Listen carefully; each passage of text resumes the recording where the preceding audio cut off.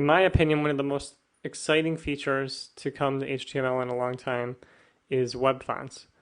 Web fonts allow you to use custom fonts on your website, whereas in the past we've had to use Arial, Times New Roman, and other system fonts that everyone had, just to ensure that everyone was getting the same experience. What I have here in front of me is Google Fonts.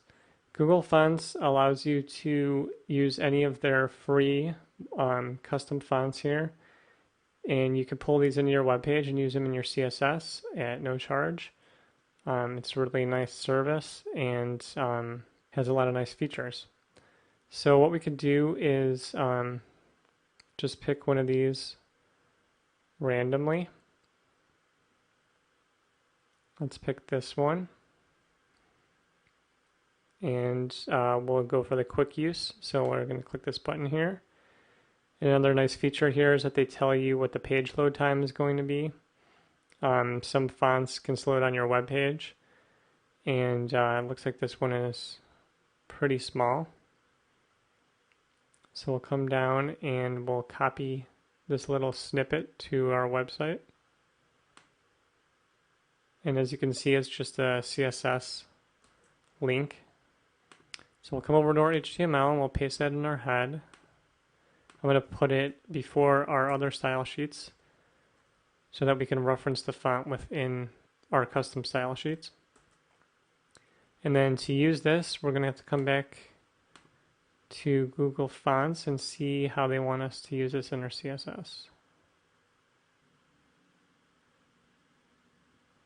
So here they're showing us an example. They're saying to just pull it in quotes. So what we're going to do is I'm just going to copy this font family. And I'm going to come over to our CSS and paste this into the body, which is actually going to end up making all of our text this font, which we probably won't want to leave that way, but just as an example, we'll do it like this. And then we're going to grab the name of the font here. This is pointing to the font family. And we're going to remove this plus sign because it's just used for URL encoding. And we're going to save that. Come back to our browser window and go to our website. And voila, there it is. It's as easy as it can get. So now let's go back over to our CSS and just assign that to specific elements so that our entire page is not using this font. I'm going to come over here and copy that.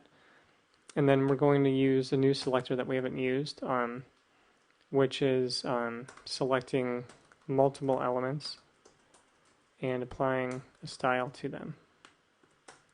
So I'm going to apply it to our H1 and H2.